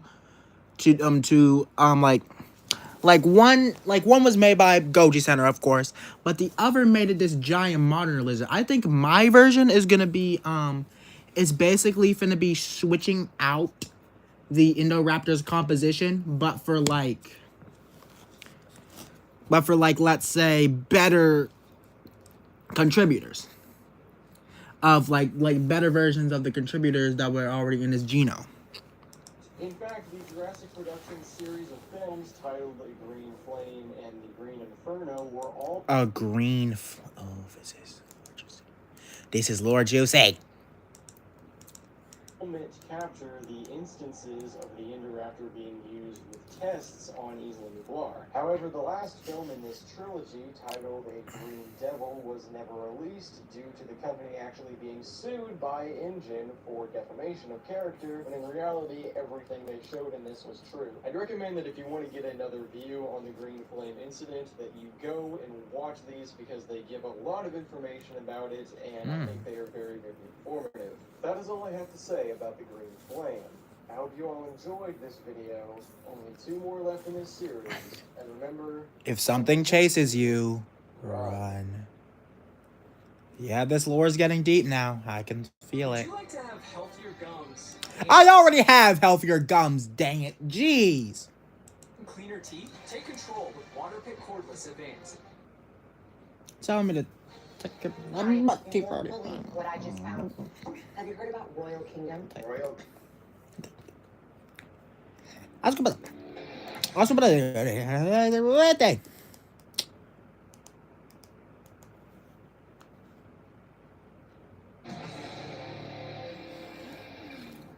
Before I start, here's a video of a Scorpio Venetator destroying a bike. Why? Before I start, here's a video of a Scorpio Venetator destroying a bike. What was the purpose?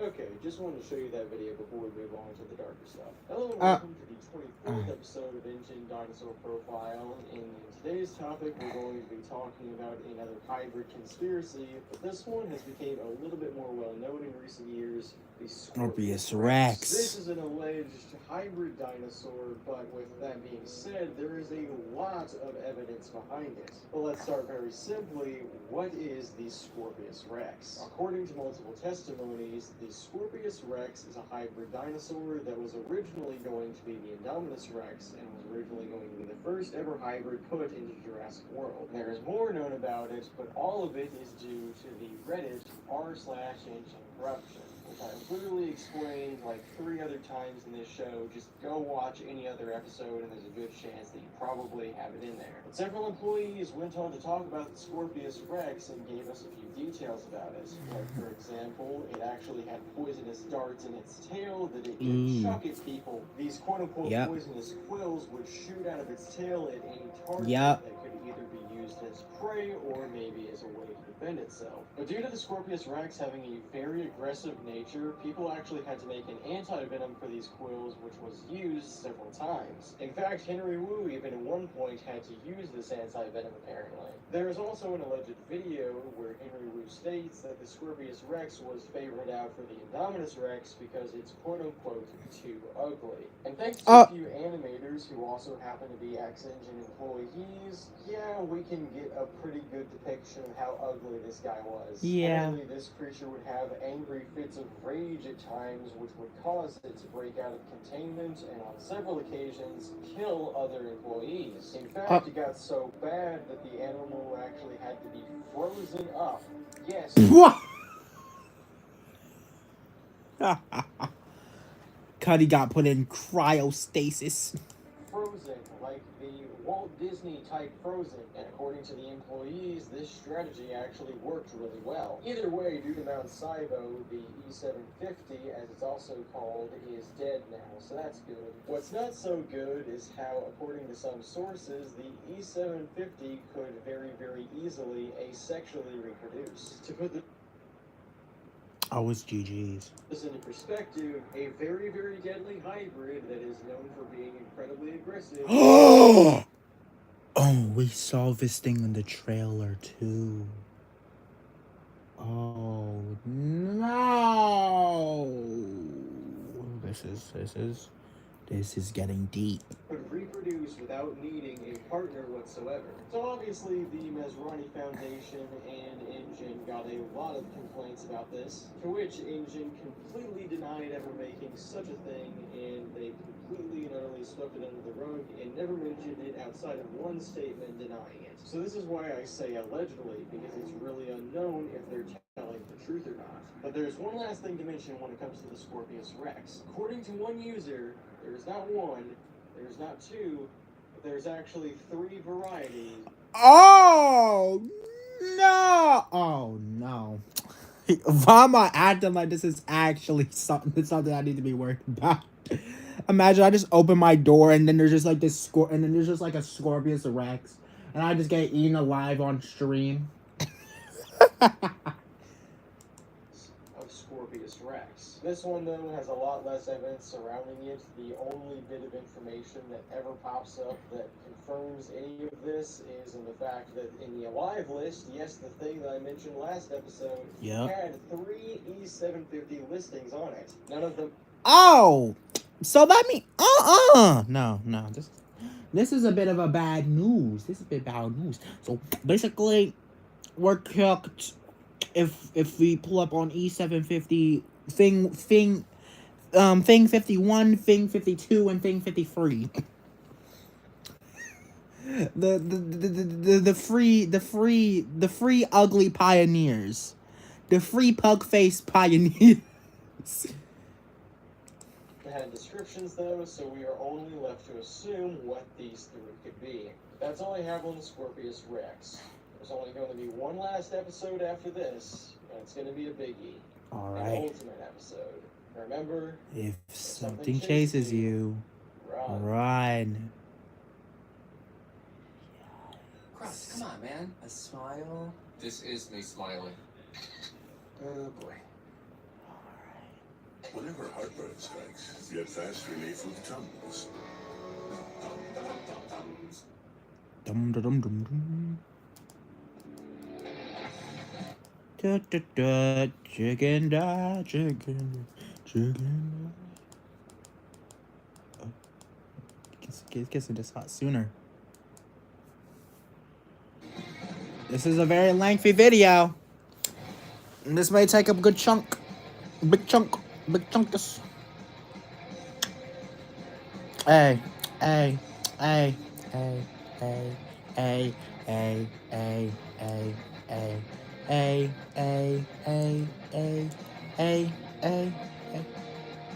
Alright, let's get it. Well, here we are, the final episode of Ingen Dinosaur Profile Season 4. This journey has been quite an odd one, but I have a very important announcement to make. As of this video being released, we are officially suing Ingen for every topic covered. The thumbnails that you're seeing... Yeah. Ingen, you better get your money up. And not your funny up, you. Seeing right now have all been brought to the attention of public defenders, and as we speak at this very moment, Ingen is having a huge suit made against them. So with that said, here's the final topic of Ingen Dinosaur Profiles Season 4. Caves and caverns are something that have made the human mind go wild ever since they were really discovered. Yep. People have always wanted to explore them and see what's in them. Yep. Dark. And that's how you get the cave diver meme. Let me know. Let me know.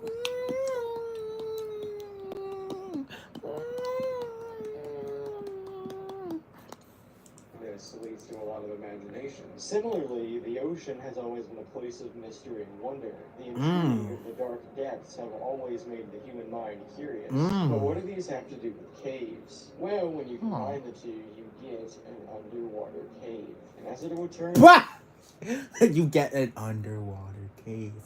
This may just top the opened door.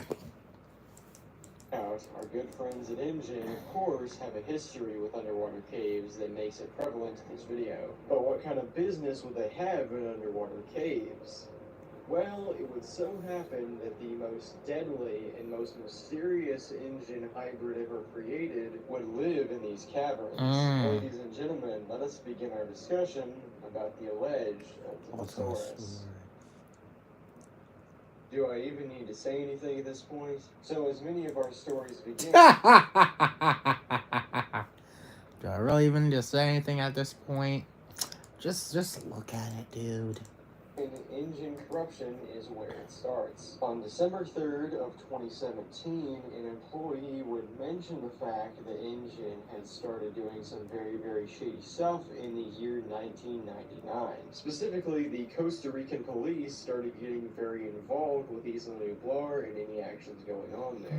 But as it would turn out, they were looking in the completely wrong area because Engine was actually doing stuff much more off the coast. Engine activity was spotted a couple miles off the coast of Isla Nublar, to which the Costa Rican police would start to get involved with that. After only a little bit of investigating, Engine completely pulled out after they saw the police getting involved. But this indirectly helped the police quite a lot, because with Engine out of the picture, they could now see whatever they were looking for. And it would turn out that Engine was looking for something deep below the ocean in underwater caves. Why? Now, of course, the Costa Rican police does not really have access to these underwater caves, or at least easily, so they had to call in a little bit of backup from the military. But since Costa Rica does not have a military, they actually had to call on the U.S. for help. The U.S.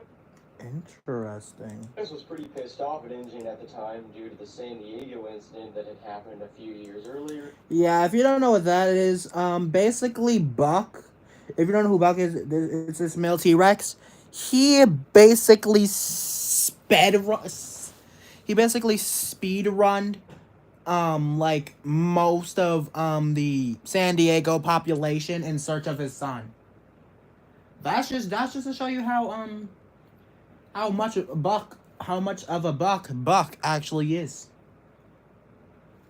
That was prime Buck right there. So they were Now he's old and has a vision impairment. He can't see as well. That's why if you see a T-Rex, they tell you don't move, because they're most likely old. Sad. After a 4-month investigation, Not making fun of Obi-Wan. we found out a lot about this kind of cave system that Engine had been working around. Firstly, we found out this cave system, which had not at all been seen previously, was very, very large. It was at least 20. Well, I think that's common knowledge. Of course a cave's gonna be large. What small caves do you know? Yeah, I thought so. Miles long. There was also signs this cave system was not natural. It was actually a man-made cave, or at least Interesting. that's what they thought at first. But about 3 weeks into the investigation, the military found claw marks in this cave. So you're telling me the Ultimasaurus is semi-aquatic? If this thing is semi-aquatic, it's GG's for the Earth. It's GG's for... It's basically... I don't know the Ultimasaurus by that much, but I'm pretty sure it's basically GG's for everything else.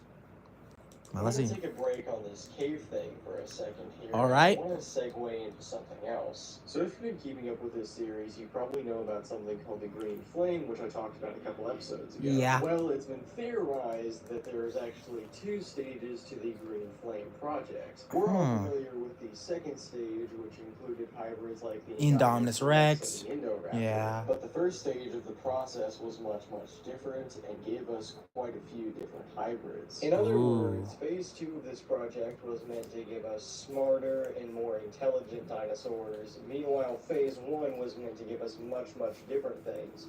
Usually much, much stronger things. In fact, some people believe that the Ingen Spinosaurus was originally meant to be one of these bigger, stronger hybrids as well, but there was... Technically aren't all the dinosaurs at InGen hybrids? Let's be for real for a second. Every single dinosaur in InGen is a hybrid. Excuse me. Because they all have some certain DNA. The Yang Tyrannosaurus might as well be, you know. Right? I'm pretty sure. Let's see. really isn't a ton of evidence for that. But sometime during this process, Ingen decided to throw everything they had into one big mess of an animal. Ladies and gentlemen, let me introduce you guys to the never-before-seen Ultimasaurus. That is not the Ultimasaurus, gang. What is that? I have no idea what I'm looking at here. So, I don't even have words.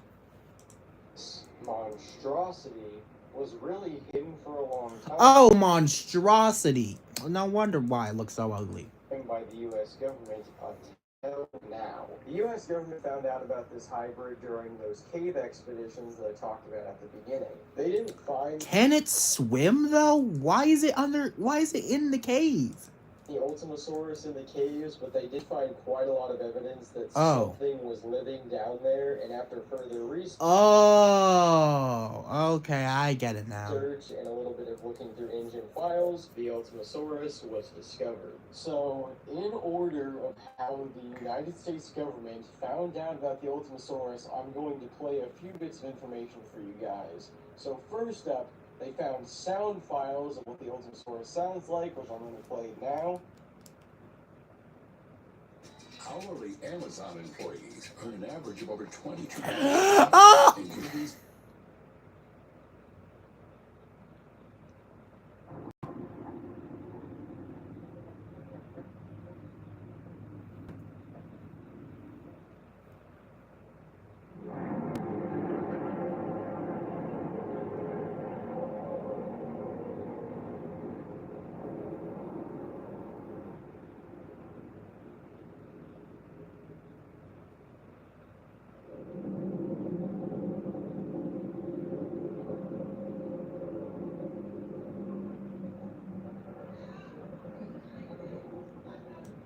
Trigger, you got me freaked up. You can suck my left nut. So as you probably noticed, these sounds are kind of strange. They really don't sound like an animal, but instead something you probably hear underwater. Well, there is actually a reason for that. So it does live underwater, so why is it in the... I am so confused, dude. The United States government found these sound files. They found a couple of descriptions of this animal, and in one of the descriptions, it said that the animal was primarily aquatic. This is because... So I was right. I was onto something, so it is aquatic. Because out of the 80 animals that are put into the Ultimasaurus... What? Wait, what? Of the descriptions, it said that the animal was primarily aquatic. This is because out of the 80 animals that are put into the Ultimasaurus' genome, yes, you heard that right, 80, most of them are aquatic. These animals oh my god. Would include such things as the Helicoprions, Brother, Euplocephalus. You? Aquatic? And there it goes. Giant ground sloth, and the emperor scorpion, just to name a few. Are these really aquatic for real? I feel like I could look some of these up. I want to be aquatic at all. I'm just saying. They found another description after this that would give away the details of why it was created. In Ingen's own words, the Ultimasaurus was created to be a marine weapon that would target submarines specifically in warfare. Reaching a max size of 60 feet long, the Ultimasaurus would have been more than capable of tearing a submarine to pieces. Ingen supposedly did a couple tests with the Ultimasaurus to see if it could actually do this to submarines. However, it got loose from their grasp and escaped. And this circles back to that whole story that we were talking about at the beginning with the US government looking for this animal in that cave system, which the Ultimasaurus dug itself. Yes, you heard that correctly. This is kind of deep. The Ultimasaurus actually has the capability of digging out small caves, which it actually made into a massive cave, one that was almost 20 miles long, like I said at the beginning. Oh my gosh. This is crazy. You're probably asking the question, where is the Ultimasaurus now? Yeah. Well, the U.S. government actually happened to capture this animal, thankfully. Oh, all right, bet. And they did record a little bit of footage for it, which I'm going to play now. All right.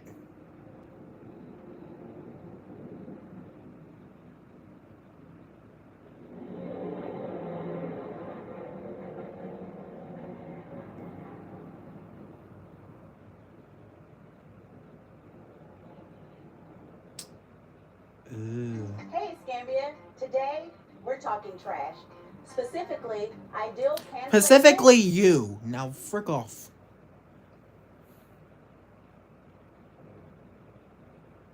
So how the hell did we get the footage? Well, after announcing that we were going to be making an episode on the Ultimasaurus, Ingen repeatedly tried to shut us down, give us bribes, stuff like that. But our good old boys in blue decided to stand up and help us out and give us a little bit of information that they had discovered about this Ultimasaurus, including all the stuff about the caves that we met W boys in blue. earlier. Also, just to add a cherry on top, the United States government decided to put the Ultimasaurus down after they took that footage of it, and they gave us a little bit of information about the autopsy as well. So as you probably noticed, the Ultimasaurus had somewhat of a blue tint going along its body. It had a very weird kind of light blue color along the mouth, the armor, and even the underside. Well, this is actually a type of corrosive acid that also works as an adrenaline that was given to it by Ingen themselves. They literally injected the animal with this serum, which makes it much more amped up and aggressive. The Ultimasaurus was also built. This animal had muscles that were strong enough to tear through anything that it could dig its claws into. The Ultimasaurus, as you probably noticed, also had a really weird looking head, almost similar to an axe or a shovel, and this is actually the intended purpose of it. It is designed to both be able to dig through pretty much anything, and as well as that, be a weapon. It also has those prongs on its jaw as a way to grip onto anything much easier and hold on to whatever it has in its mouth. That's all I got on the Ultimasaurus. The United States really did not want to give too many details out there for the public to know, and honestly that's pretty respectable, but I do like the information they did give us. With that said, I believe this marks the end of the season of Ingen Dinosaur Profiles Season 4. This has been a journey of 25 episodes, and I am really happy with it all. But thank you all for watching, and as always, If something chases you, run. Next.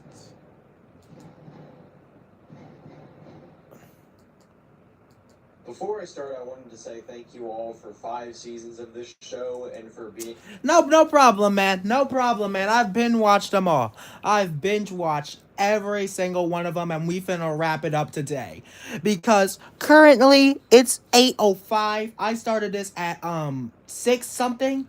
And let's see how many episodes we got. 1, 2, 3, 4... Wait, no. 1, 2, 3, 4, 5, 6, 7,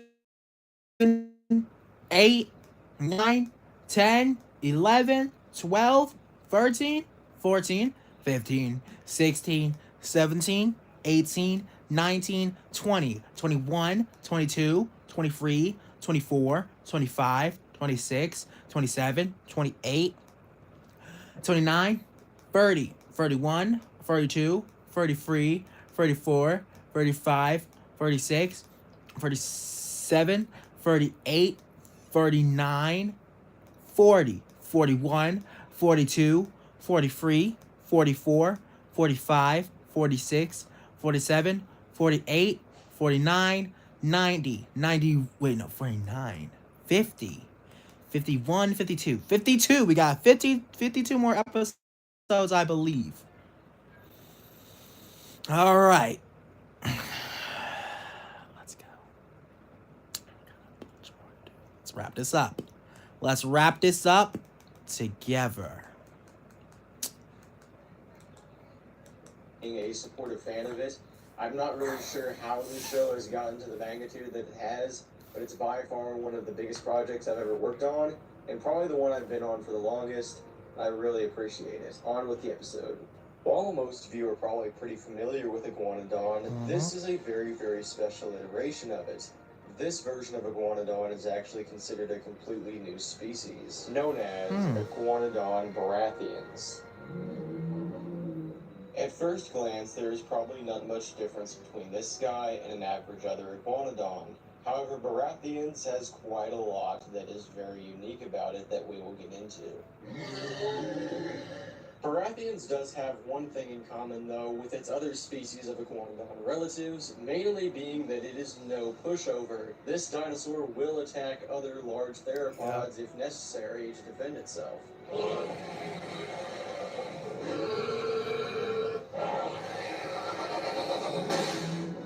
Oh. The Iguanodon has a unique way of defending itself. Instead of the thumb claw that we're usually familiar with, the head strength of the Iguanodon seems to be the main thing that keeps it at bay when it comes to other predators.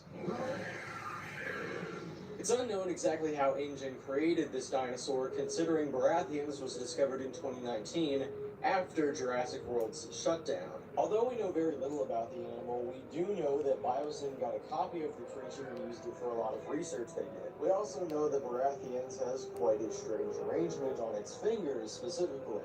We're usually used to the thumb claw that Iguanodons have, however Baratheons has a much more unique set of skills on it. This specific species of Iguanodon has 2 large claws followed by a smaller thumb claw on each side of its front 2 feet. Some people have even referred to it as hooves, although that is not really that accurate of a statement considering you can move the 2 fingers individually. Paleontologically speaking though, it is accurate to say that Iguanodon did have hooves. But despite all these defenses though, this does not mean that Iguanodon is impenetrable. See, it is quite the contrary, as there is many predators who will see this Iguanodon as a very, very easy target.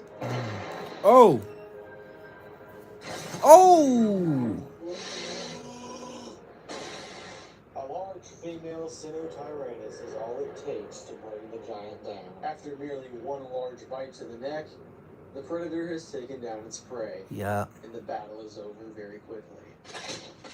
Even the poor old Minmi does not want to get involved. Life does move on though, and even though this Iguanodon is gone, that doesn't mean it'll be gone forever.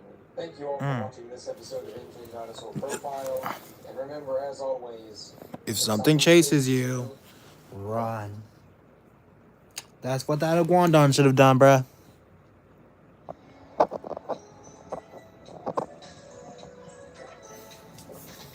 Alright, y'all, hold up. I need to do something real quick. I need to charge my phone. Right done.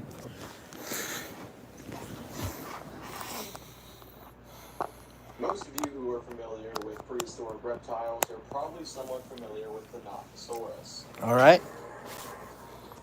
This marine reptile lived in the Triassic period for almost 40 million years. It's unknown as to when Ingen cloned the Nothosaurus, but many people suspect that they used a lot of crocodilians to fill in the gaps in the genome. The biggest indicator of the croc origin is the skull. The original is much more flat than this Ingen clone. Speaking of crocodilians, one thing that's pretty notable about the Nothosaurus is its presence in the real world now. This animal seems to be invading upon alligator spaces in Florida and Louisiana, taking up their role in the environment, making this creature very deadly. There's actually a group of Florida civilians who decided to take matters into their own hands with it and start a sort of crusade against the Nothosaurs that are invading Florida. And out of the 20 or 30 Nothosaurs that are suspected to be in Florida, it's confirmed that they've gotten rid of at least 2 of them. At least one by safe means, the other by not so safe means, if you get my drift. Authorities are actively trying to stop this from happening. However, the Nothosaurus also have it themselves, as while they are quite small animals compared to most other Ingen species, the Nothosaurs are not an easy pushover. In one specific instance in Georgia, a man got too close to a Nothosaurus, to which it then tore off his arm. And this is not the only instance this has happened. This is